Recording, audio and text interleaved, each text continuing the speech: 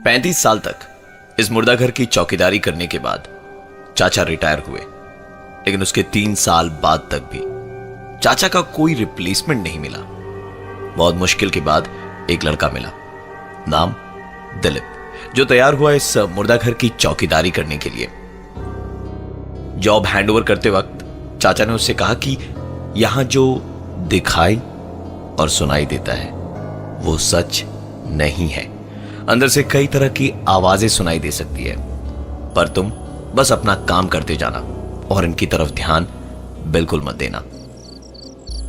आज काम पर दिलीप की पहली रात थी। रात करीबन 2 बजे तक वो जाग रहा था और उसके बाद उसे नींद आने लगी। आधी नींद में उसने एक आवाज सुनी। आंख खुली तो चारों तरफ सन्नाटा था। आधी नींद में उसने वो आवाज सुनी थी, इसलिए अपना वहम मानकर वो वापस सोने की कोशिश कर ही रहा था कि वो आवाज दोबारा उसने सुनी। आवाज मुर्दा घर के अंदर से आई थी। हिम्मत कर उसने मुर्दा घर का दरवाजा खोला। अंदर एसी चल रहा था, पूरा माहौल शांत था।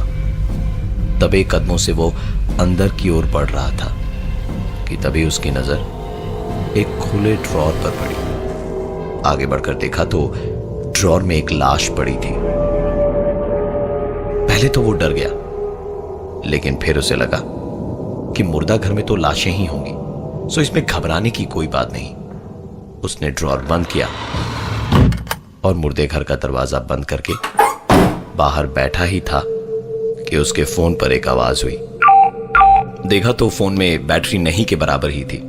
उसने अपने बैग से चार्जर निकाला और सीधा मॉर्ग के अंदर घुस गया, क्योंकि चार्जिंग पॉइंट सिर्फ वहीं था।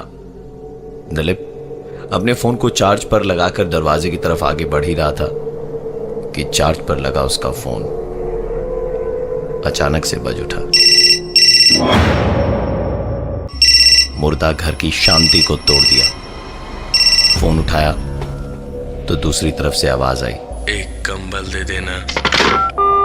और उसके बाद फोन डिस्कनेक्ट हो गया। दिलीप ने जब उस नंबर पर फोन किया तो उसे अपनी आंखों और कानों पर यकीन नहीं हो रहा था, क्योंकि वो मुर्दा घर के अंदर रखे हुए लैंडफोन का नंबर था। और सोचने वाली बात यह है कि उस समय उसके अलावा अगल बगल और कोई नहीं था। वो तुरंत दरवाजे के बाहर भागा और दरवाजा बंद करते वक्त न जाने उसे क्या सूझी कि उसने अपनी कंबल मॉर्ग के अंदर फेंक दी। पूरी रात इसके बाद और कोई घटना नहीं घटी। सुबह जब उसने दरवाजा खोला तो कंबल दरवाजे के ठीक सामने ही पड़ी थी, पर वैसे नहीं जैसे उसने कल रात को फेंकी थी। कंबल समेट कर रखी हुई थी। अगली रात दिलीप जब काम पर गया तो उसने दरवाजा खोलकर कंबल अंदर फेंक दी और सोने चला गया। यह उसका डेली का रूटीन बन गया था। यहां काम करते हुए उसे करीबन 2 महीने हो गए थे। आज की रात उसने फिर से वही आवाज सुनी जो उसने पहले दिन सुनी थी। दरवाजा खोलकर उसने अंदर कदम रखा। सामने एक ड्रॉर खुला पड़ा था। उसने ड्रॉर को बंद किया और बंद करते वक्त उसने गौर से सुना तो ठीक उसके पीछे से उसे एक आवाज सुनाई दे रही थी। वो आवाज सुनकर लग रहा था जैसे कोई वॉकिंग स्टिक को लेकर चल रहा हो। ये आवाज एकाएक बंद हुई और शुरू हुई दूसरी एक आवाज। पॉकेट में पड़ा दिलीप का फोन बज उठा। नंबर मॉर्ग का ही था। उठाने पर दूसरी तरफ से आवाज आई, थोड़ा पानी भी दे दो। चाचा के रिटायरमेंट के बाद मुर्दे घर की चौकीदारी की जिम्मेदारी दिलीप को मिली। चाचा ने जॉब हैंडओवर करते वक्त कहा था कि यहां जो सुनाई और दिखाई देता है वो सच नहीं है। वहां काम करने के पहले दिन से ही दिलीप जैसे किसी न दिखाई देने वाली ताकत का गुलाम बन गया था और हर रात सोने से पहले मुर्दा घर के अंदर कंबल और पानी रख देता। सुबह दरवाजा खोलने पर पानी की बोतल आधी खाली मिलती और कंबल तह किया हुआ मिलता। यह सिलसिला करीबन 5-6 महीने तक ऐसे ही चलता रहा, लेकिन पिछले 1 हफ्ते से कंबल और पानी की बोतल वैसे के वैसे मिलती जैसे रखी जाती थी। दिलीप को लगा कि अंदर जो कोई भी था अब वो वहां नहीं है, इसलिए एक दिन कंबल और पानी की बोतल रखे बिना ही वो सोने चला गया। सुबह आंख खुली तो देखा मोबाइल पर 15 मिस्ड कॉल्स पड़े थे उसके घर से। कॉल बैक किया तो बीवी ने रोते रोते बताया कि बच्चे की तबीयत कल रात से बहुत खराब है। दिलीप दौड़ा दौड़ा घर गया तो बच्चे की हालत वाकई में बहुत ज्यादा खराब थी। वो कमरे में अपने बेटे के बगल में बैठा ही था कि उसने किचन से आती हुई एक जानी पहचानी आवाज सुनी।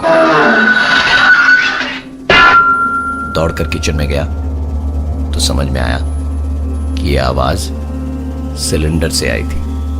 इससे पहले कि वो कुछ रिएक्ट कर पाता, पॉकेट में पड़ा उसका फोन बजने लगा। नंबर उसी मॉर्ग के लैंडलाइन का था। फोन उठाया तो आवाज आई, मैं यही हूं। उसे समझ आ गया था कि दिलीप से गलती हुई है। वो दौड़ता हुआ मॉर्ग पहुंचा और पुराने रजिस्टर से उसके पहले यहां काम करने वाले चाचा का नंबर निकाला और उनको फोन लगाया। चाचा ने फोन उठाया और दिलीप की सारी बात सुनने के बाद बस इतना ही कहा, आता हूं। रात के करीबन 10:30 बजे थे। चाचा और दिलीप दोनों मॉर्ग के बाहर बैठे ही थे कि एक आवाज आई। दिलीप इस आवाज को सुन जैसे ही खड़ा हुआ, चाचा ने उसका हाथ पकड़कर उसे बैठने का इशारा किया। करीबन 15 मिनट बाद वो आवाज एक बार फिर से आई। चाचा ने कहा, तुम बैठो, मैं देखकर आता हूं। चाचा को अंदर गए 20 मिनट हो गए पर वो बाहर नहीं आए। दिलीप डरा हुआ तो था, लेकिन फिर भी हिम्मत कर अंदर जाने को उठा और दरवाजे की तरफ बढ़ ही रहा था कि पीछे से किसी ने उसे खींचा। पलट कर देखा तो चाचा थे, जो उस पर चिल्ला रहे थे कि अंदर क्यों जा रहे हो। पासवान ने कहा, आप तो अंदर गए थे ना, फिर बाहर कैसे?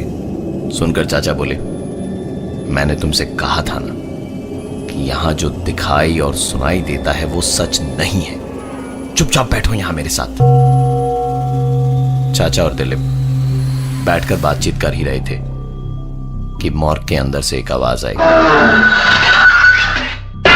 चाचा ने कहा, तुम बैठो, मैं अंदर जाकर देखता हूं। चाचा को अंदर गए 20-25 मिनट हो गए थे।